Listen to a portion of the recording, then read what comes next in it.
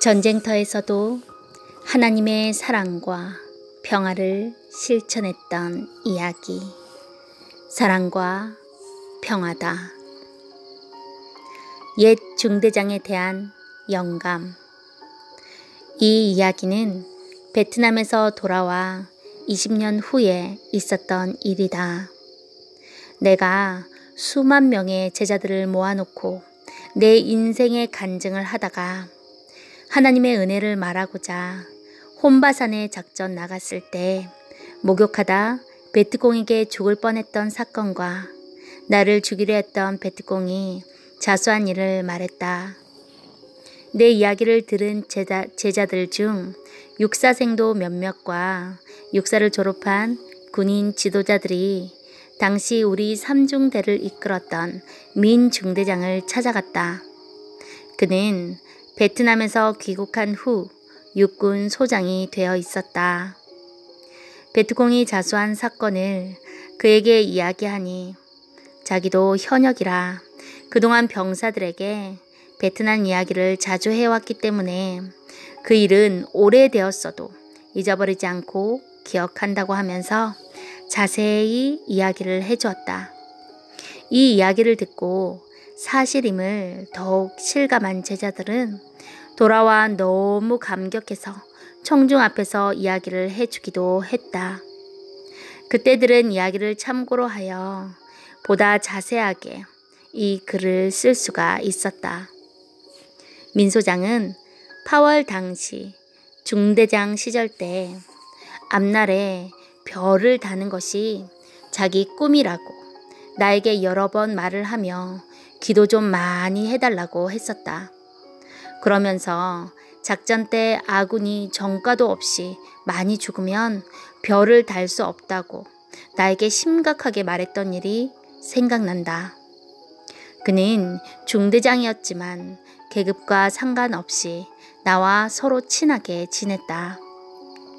그도 신앙인이고 나도 신앙인이었는데 나는 특히 영적이었기 때문에 그는 수시로 나에게 영에 대해서 많이 물어보았다. 그럴 때마다 내가 앞날도 말해주고 하늘의 계시도 말해주었다. 그는 작전 때 내가 당한 일을 보고 나를 보통 사람으로 보지 않고 성견 지명이 뛰어난 자로 보았다.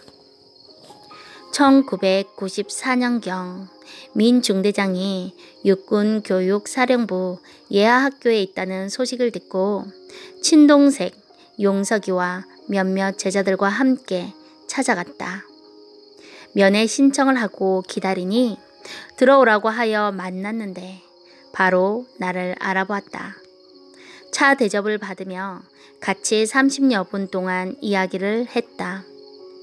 그때 나는 한국의 전 지역을 돌아다니며 종교 집회를 할 때였다.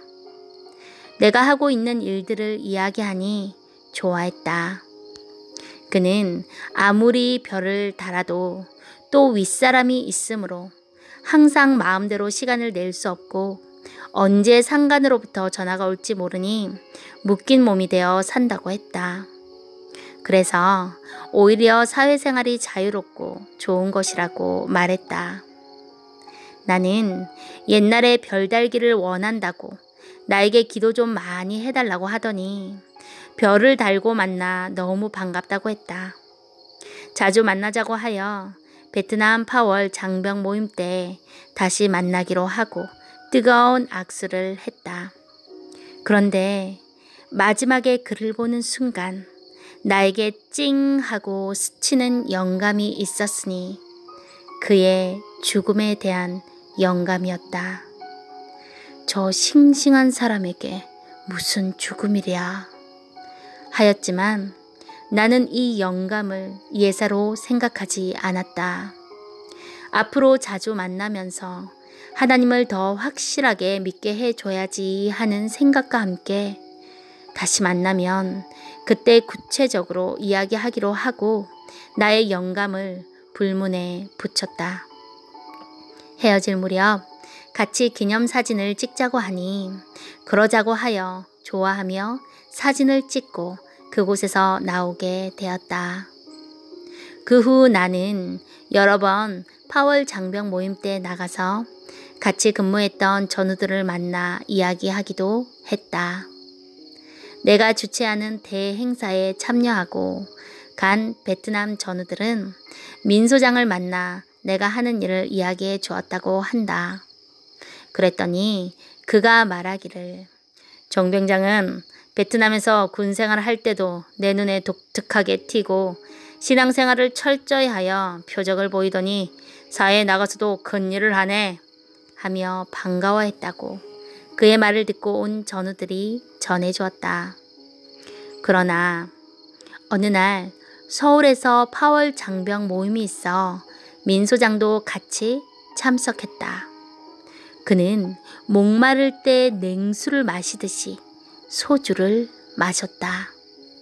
나는 정말 술을 먹을 수가 없었다. 술 한 잔을 지금까지 먹어본 적이 없어서 먹기는커녕 냄새조차 제대로 맡지 못했다. 그는 나에게 모처럼 만났으니 분위기를 위해서라도 술을 꼭 먹어야 된다고 말했다. 아무리 30년 만에 만나 반가워도 술을 먹을 수가 없었다. 모든 전우들은 계속 나의 술잔에 소주를 넘치도록 따라주었다. 나는 도저히 먹을 수가 없기 때문에 상 밑에 그릇을 놓고 계속 잔을 비웠다. 이렇게 해서 술을 먹지 않고 분위기를 맞춰주었다. 그들은 내가 술을 먹는 줄 알고 계속 따라주었다. 술을 못 먹는 사람이 술 먹는 자리에 가면 친구들이 술을 먹이려고 해서 난처할 때가 많다. 어떤 사람들은 일부러 더 먹이려고 온갖 방법을 동원한다. 술을 안 먹는다고 성질까지 내며 안 먹으려 머리라도 감으라고 머리에 붙는 사람도 있다. 싸울 수도 없고 혈기를 낼 수도 없는 일이다. 아무리 자기가 술을 좋아하는 애주가라 해도 원치 않는 사람에게 억지로 술을 먹일 필요가 있는가? 술 먹는 사람이 술 안 먹는 사람을 대하는 매너들은 이해할 수 없었다. 흔히 적당히 먹으면 기분도 좋고 건강에도 이롭다고 하나 적당히 먹고 끝내는 사람이 거의 없다. 처음에는 적당하게 시작하다가 점점 만취가 되도록 먹는 습관으로 뒤바뀌어 버린다. 고로 많이 먹으나 적게 먹으나 술이라는 것은 사람의 건강을 해치게 된다. 또 기분을 해치게 된다. 술을 먹고 술주정을 하여 친구 간에, 부부 간에, 부자지 간에, 윗사람과 아랫사람 관계에서도 싸움을 일으키고 서로 인상을 찌푸리게 만들며 나쁜 감정을 만들어 놓는다. 술 안 먹는 사람은 술 때문에 실수를 한 적이 한 번도 없지만 술 먹는 사람은 술 때문에 실수하는 것이 너무 많고 손해가는 것도 너무 많다. 술은 건강을 해칠 뿐 아니라 죽음까지도 닥치게 한다. 베트남 참전 전후 모임에서 술 마시는 모습을 옆에서 쳐다보니 맛있게도 먹었지만 정말 대단히 많이들 먹었다. 아무리 술을 많이 먹어 면역력이 강해도 저렇게 많이 먹으면 건강이 감당 못하지 했다. 특히 옛 중대장이었던 민 소장은 술이 얼마나 맛있는지 모르냐고 하며 나에게 술 좀 먹어가면서 신앙생활을 하라고 웃으며 말했다. 기분이 좋아서 설교도 잘 나오고 사람의 분위기도 잘 맞춰줄 수 있다고 했다. 나는 저렇게 술을 먹고서 과연 건강에 지장이 없을까? 하고 참으로 걱정이 되었다. 모두 술에 취하니 30년 전에 베트남에서 같이 근무했던 전우들 이야기와 전쟁에 얽혔던 이 이야기, 저 이야기들을 꺼내기 시작했다. 그런데 시간이 지날수록 술을 너무 지나치게 먹고는 언성을 높이는 말까지 오고 갔다. 베트남 참전 전후 모임에 자주 참석하고 싶었으나 이렇듯 모임이 별 의미도 없이 진행되기도 하고 또 내가 하는 일이 너무 많아 바빠서 그 후로는 참석하지 못했다. 그러자 모임이 있을 때마다 꼭 좀 참석해 달라는 내용의 전화가 계속 왔다. 술은 안 먹어도 좋으니 다음 모임에는 꼭 참석해 달라고 했다. 이런 모임이 있은 지 몇 년 후에 파월 장병 모임의 한 전우에게서 전화가 왔다. 그는 민 소장이 건강이 좋지 않아 투병 생활을 한다고 나에게 말하며 언제 한번 찾아가 보자고 했다. 이 소식을 전한 사람은 파월 당시 우리 중대 서무계 정병장이었다. 어디가 아프냐고 내가 물으니 위나 간이 안 좋은 것 같은데 아마도 간암인 것 같다고 말했다. 깜짝 놀라 언제 한번 가봐야 되겠다고 말했다. 그놈의 술이 죽음의 고통을 가져온 것이다. 서울에서 파월 장병 모임을 할 때 그가 그렇게도 맛있게 술을 마시던 모습이 생각났다. 그런데 나는 한국 방방곡곡을 돌아다니면서 집회를 하다 보니 꼭 가보려고 했지만 바빠서 끝내 찾아가 보지 못했다. 결국 그가 죽었다는 소식을 듣고 베트남 전우들과 함께 국립대전 현충원 안장식에 참석하게 되었다.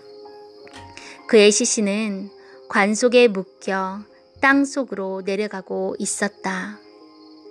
몇 년 전 그가 재직하던 학교에서 만났을 때 그에 대한 죽음의 영감이 스쳐 가더니만 이 같은 날이 오고야 말았다는 것을 그제야 깨닫게 되었다.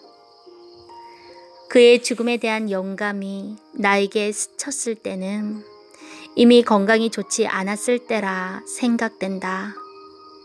그 누가 들어도 안타까운 나이인데 60이 된 몸으로 인생의 아쉬움을 남기고 결국 죽음에 이르는 병으로 인해 흙으로 돌아가고 만 것이다.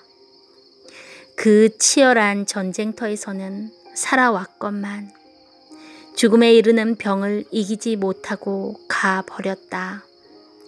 인생은 정말 허무한 것이다. 그는 하늘의 별을 따기보다 어렵다는 군대의 별을 2개나 따서 어깨에 붙였건만 건강의 별을 달지 못했다. 옛날 베트남에서 내가 속한 중대 지휘관이었기에 그 옛날을 회상하니 지난 날이 훤히 떠오르며 나도 모르게 뜨거운 눈물이 핑 돌아 뚝뚝 떨어지고 말았다. 민 중대장으로부터 받았던 사랑과 정, 그리고 서로 얽힌 추억 때문이었다. 누가 인생에 죽는 날을 미리 알 자 있으랴. 하지만 그의 죽음에 대한 영감은 이미 오래전에 내 머리에 스쳐갔기에 그 영혼을 위해 기도해 주었다. 지금까지 살아 있었으면 이왕 책을 쓸 바에야 이것저것 물어가며 용감했던 중대장의 모습도 많이 써 넣었을 것인데 아쉽고 안타깝기만 하다. 또 혼바산의 샘에서 목욕하다 나와 같이 죽음을 면했던 유병장도 베트남에서 돌아오고 25년 후에 몇 년 동안 찾아봐도 찾을 수가 없었으니 그도 인생 50전에 죽은 것 같았다. 당시 그의 건강을 걱정하며 내가 그의 손금을 봐준 이야기가 생각난다. 아멘.